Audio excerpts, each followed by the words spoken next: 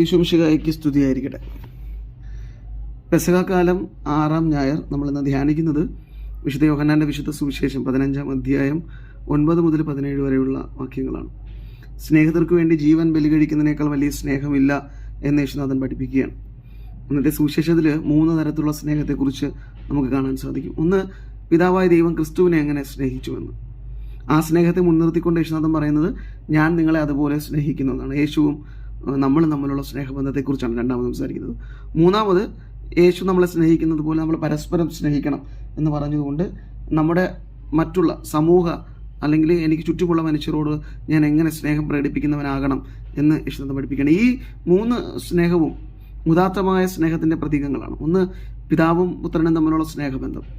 ഒരിക്കലും വേർപിരിയാനാവാത്ത വിധം ഒന്നിച്ചിരിക്കുന്ന സ്നേഹബന്ധമാണത്. പരസ്പര ദാനവും പരസ്പര സ്നേഹവും പരസ്പര വിശ്വാസവും അനുസരണയൊക്കെ ഇടകലർന്നിരിക്കുന്ന സ്നേഹബന്ധമാണ്. കാരണം അപ്പം പറയുന്നത് അക്ഷരാർത്ഥത്തിൽ അനുസരിക്കുന്ന ക്രിസ്തു അപ്പനോടുള്ള തൻ്റെ സ്നേഹത്തിൻ്റെ തെളിവ് നമുക്ക് മുമ്പിലേക്ക് കാണിച്ചിരിക്കുകയാണ്. അപ്പനെ ജീവന തുല്യം സ്നേഹിക്കണം. അപ്പൻ്റെ വാക്കിനു വേണ്ടി ജീവൻ ബലി കഴിക്കാൻ അവിടെ നിന്ന് തയ്യാറാകുന്നുണ്ട്. ഈ ജീവൻ ബലി കഴിക്കൽ എന്ന് പറയുന്നത് യേശുനാഥൻ പിതാവിനെ സ്നേഹിച്ചതുകൊണ്ട് വളരെയധികം അപമാനകരമായ ഒരു മരണം പോലും ഏറ്റെടുക്കാൻ തയ്യാറാവുകയാണ്. ചിലപ്പോൾ യേശുവിന് ഇഷ്ടപ്പെട്ടില്ലെങ്കിൽ പോലും അപ്പൻ പറഞ്ഞതുകൊണ്ട് അപ്പൻ്റെ ഇഷ്ടം നിറവേറാനായി അവിടെ നീ മരണത്തെ ഏറ്റെടുക്കുന്നത് നമ്മൾ കാണുന്നുണ്ട്. അപ്പോൾ എത്രമാത്രം സ്നേഹബന്ധത്തിൽ ആഴ്ന്നതാണ് ഈ ബന്ധം എന്ന് നമുക്ക് മനസ്സിലാക്കാം. ആ സ്നേഹത്തെയാണ് യേശുനാഥൻ ഇവിടെ നമ്മോടുള്ള സ്നേഹത്തിന് വേണ്ടി മുൻനിർത്തി പറയുന്നത്. പിതാവ് എന്നെ സ്നേഹിക്കുന്നത് പോലെ ഞാൻ നിങ്ങളെയും സ്നേഹിക്കുന്നു. ഇവിടെ നമ്മളൊരു കാര്യം മനസ്സിലാക്കേണ്ടത്, അപ്പനും മകനും തമ്മിലുള്ള സ്നേഹബന്ധം രക്തബന്ധത്തിൻ്റെതാണ്. അതായത് അവരപ്പനും മകനുമാണ്. പക്ഷേ അതേ സ്നേഹബന്ധത്തെ മുൻനിർത്തിക്കൊണ്ടാണ് യേശുനാഥൻ പറയുന്നത്, പിതാവ് എന്നെ സ്നേഹിക്കുന്നത് പോലെ തന്നെ ഒരു മാറ്റവുമില്ലാതെ ഞാൻ നിങ്ങളെയും സ്നേഹിക്കുന്നുവെന്ന്. അപ്പോൾ ഇവിടെ യേശുനാഥൻ പ്രത്യേകിച്ച് സ്നേഹിതന്മാരാക്കി മാറ്റുകയാണ്. ഈ സ്നേഹിതന്മാരെന്ന് പറയുമ്പോൾ ഇസ്രായേൽക്കാർക്ക് മനസ്സിലാവുന്ന ഒരു ഭാഷയാണ്. കാരണം അതുവരെയും ഈ ഇസ്രായേലിൻ്റെ ദൈവവിശ്വാസം എന്നൊക്കെ പറയുന്നത് ദൈവമാകുന്ന രാജാവും ഇസ്രായേലാകുന്ന ദാസന്മാരും എന്നൊക്കെ കണക്കിനാണ്. എന്നാൽ അതിനെ യേശുനാഥൻ അപ്പാടെ മാറ്റിമറിക്കുന്നുണ്ട്. കാരണം പിതാവായ ദൈവത്തിൻ്റെ അല്ലെങ്കിൽ ത്രിത്വിക ദൈവത്തിൻ്റെ ഛായയിലും സദൃശത്തിലും സൃഷ്ടിക്കപ്പെട്ട മനുഷ്യൻ പാപത്തിൻ്റെ കളങ്കം പേറി ദൈവത്തിൻ്റെ ആ പൂർണ്ണതയിൽ നിന്ന് അല്ലെങ്കിൽ ദൈവത്തിൻ്റെ രൂപത്തിൽ നിന്ന് മറിയുന്നുണ്ട് പാപത്തിൻ്റെ കാരണം മൂലം. എന്നാൽ യേശുനാഥൻ അതെല്ലാം വീണ്ടും എടുത്ത് തരാൻ വരികയാണ്. അതുകൊണ്ടാണ് പറയുന്നത്, ഇനി മുതൽ നിങ്ങൾ ദാസന്മാരല്ല, നിങ്ങൾ ഞാൻ ദാസന്മാരെന്ന് വിളിക്കില്ല, ഇനി മുതൽ നിങ്ങൾ എൻ്റെ സ്നേഹിതന്മാരാണ്, ഞാൻ ചെയ്യുന്നതെല്ലാം നിങ്ങൾക്കറിയാം. കാരണം ഏദൻ തോട്ടത്തിൽ നിന്ന് പുറത്താക്കിയപ്പോൾ അവർ ദൈവത്തിൻ്റെ സ്നേഹബന്ധത്തിൽ നിന്ന് പുറത്താവുന്നുണ്ട്. എന്നാൽ ആ സ്നേഹബന്ധത്തിൻ്റെ പൂർണ്ണതയിലേക്ക് യേശുനാഥൻ വിളിക്കുകയാണ്. ഇനി ഏദൻ തോട്ടത്തിലേതുപോലെ ആദിമകാലത്തിൽ നിന്നതുപോലെ ദൈവത്തിൻ്റെ കരം പിടിച്ച് നടക്കാൻ കഴിയും സ്നേഹിതൻ പോലെ. ഈ സ്നേഹിതനാവുക എന്ന് പറഞ്ഞാൽ ഒരേ തലത്തിലുള്ള ആളുകൾ തമ്മിലുള്ള ബന്ധമാണ്. ഇസ്രായേലിൻ്റെ പഴയ സങ്കല്പങ്ങളിൽ നമുക്ക് കാണാൻ സാധിക്കും. ഇപ്പോൾ ഒരു രാജാവിൻ്റെ സ്നേഹിതൻ എന്ന് പറയുന്നത് രാജാവിനോട് തുല്യതപ്പെട്ട ഒരു വ്യക്തി തന്നെ ആയിരിക്കും.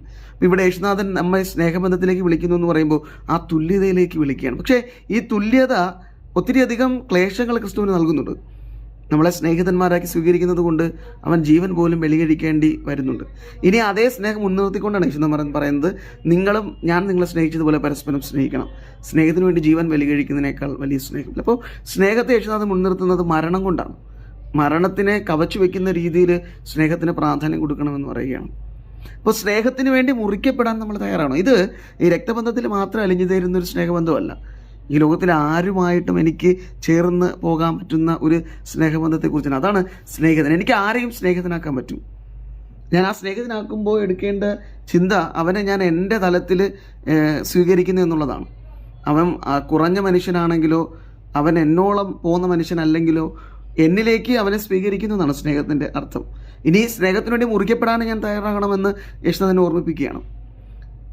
1800-കളിൽ ലണ്ടനിൽ ജനിച്ച മേരി ആൻ ബെവൻ എന്ന് പറയുന്ന ഒരു സ്ത്രീയുടെ ജീവിതം ഈ മുറിയപ്പെടുന്ന സ്നേഹത്തിൻ്റെ അല്ലെങ്കിൽ വേദനിക്കപ്പെടുന്ന സ്നേഹത്തിൻ്റെ ഒരു ഉദാത്ത മാതൃകയാണ്. ഈ മേരി ആൻ ബെവൻ തൻ്റെ 32-ാമത്തെ വയസ്സിൽ 4 കുട്ടികൾക്ക് ജന്മം നൽകി അമ്മയായി മാറി. 32-ാമത്തെ വയസ്സിൽ അവളെ ഒരു രോഗം ബാധിക്കുന്നുണ്ട്. ആ രോഗത്തിൻ്റെ ഒരു തുടർച്ചയായി അവളുടെ ശരീരത്തിൽ മുഖത്തെ അസ്ഥികളും മാംസഭാവങ്ങളും തൂങ്ങാൻ തുടങ്ങി. അവൾ വളരെ വികൃതമായ ഒരു രൂപത്തിലേക്ക് ചെന്നെത്താൻ തുടങ്ങി. പെട്ടെന്നാണ് അവളുടെ ഭർത്താവ് മരണപ്പെട്ടത്. അപ്പോൾ അവൾ നേഴ്സായിരുന്നെങ്കിൽ ജോലി നഷ്ടപ്പെട്ടു. 4 മക്കളെ പോറ്റാൻ സാധിക്കാതെ വരുമ്പോഴാണ് അവൾ അന്ന് നിലനിന്നിരുന്ന ദ അഗ്ലിയസ്റ്റ് വുമൻ എന്ന് പറയുന്ന ഒരു മത്സരത്തിൽ പങ്കെടുക്കുന്നത്. അവിടെ ഉണ്ടായിരുന്ന ഏറ്റവും വൃത്തികെട്ട മനുഷ്യരെ തിരഞ്ഞെടുക്കാൻ വേണ്ടി ഉപയോഗിച്ചിരുന്നൊരു മത്സരമാണ്. അവൾ ഈ മത്സരത്തിൽ പങ്കെടുത്ത് 1ാം സമ്മാനം നേടി. ലോകത്തിൻ്റെ എല്ലാവരുടെ മുൻപിലും ഏറ്റവും വൃത്തികെട്ട സ്ത്രീയായി അവൾ മാറുന്നുണ്ട്, വിരൂപയായ സ്ത്രീയായി അവൾ മാറുന്നുണ്ട്. അവളിത് ഏറ്റെടുത്തത് തൻ്റെ മക്കൾക്ക് അന്നം നൽകാൻ വേണ്ടിയാണ്. അവിടെ തീരുന്നില്ല, പിന്നീട് അവളൊരു സർക്കസിൻ്റെ ഭാഗമായി മാറുകയാണ്. ലോകത്തിന് മുമ്പിൽ അവളുടെ വിരൂപത എല്ലാവരുടെ മുമ്പിലും അവൾ പ്രദർശിപ്പിച്ചുകൊണ്ട് പണം സമ്പാദിക്കുകയാണ്. അപ്പോൾ ഇത് വളരെ അപമാനകരമായ ഒരു ജോലിയായിരുന്നു. വരുന്നവരെല്ലാം മൂക്കത്ത് വിരൽ വെച്ച് ഇവളുടെ വൃത്തിഹീനമായ രൂപത്തെ കളിയാക്കുകയും അവഹേളിക്കുകയും ഒരു നായ എന്ന പോലെ അവളെ നോക്കുകയും ചെയ്യുന്നുണ്ട്. പക്ഷേ ഇതൊന്നും അവൾ കാര്യമാക്കാതെ മക്കളെ പോറ്റുന്നതിന് വേണ്ടി അവളതെല്ലാം സഹിക്കുന്നുണ്ട്. ഇതാണ് ക്രിസ്തു പറഞ്ഞ് മുറിക്കപ്പെടുന്ന സ്നേഹം. സ്നേഹത്തിന് വേണ്ടി സ്വന്തം ജീവൻ പോലും ബലി നൽകണം എന്ന് പറഞ്ഞു. ഇത് ജീവൻ ബലി നൽകുന്നതിനേക്കാൾ വലിയ സ്നേഹത്തിൻ്റെ രൂപമാണല്ലോ. അപ്പോൾ നമ്മളെ യേശുനാഥൻ വിളിക്കുന്നതും ഈ ഒരു സ്നേഹബന്ധത്തിലേക്കാണ്. കാരണം കൃഷ്ണനാഥൻ മരണം വരിച്ചു എന്നതിനേക്കാൾ ഉപരി അവൻ അപമാനങ്ങൾ ഏറ്റെടുത്തതും നമ്മളോടുള്ള സ്നേഹത്തെ പ്രതിയാണ്. പക്ഷെ അതേ സമയത്ത് ചില അപമാനങ്ങൾക്ക് വേണ്ടി സ്വന്തം ചോരയെ നശിപ്പിക്കുന്ന ഒരു തലത്തിലേക്കും ഇന്ന് സമൂഹം വളർന്നു വന്നിട്ടുണ്ട്. ക്രിസ്തുവിൻ്റെ സ്നേഹത്തെ നമ്മൾ വിലയിരുത്തേണ്ട ചില ഇടങ്ങൾ കൂടെയാണ്. നമ്മൾ ഈ ഇടയ്ക്ക് പനമ്പള്ളിയിൽ കേട്ട ഒരു വാർത്ത കേരളത്തിൻ്റെ ഹൃദയത്തെ നടുക്കിയതാണല്ലോ. ജന്മം നൽകിയ പിഞ്ചു കുഞ്ഞിനെ അമ്മ കൊന്നുകളഞ്ഞത്.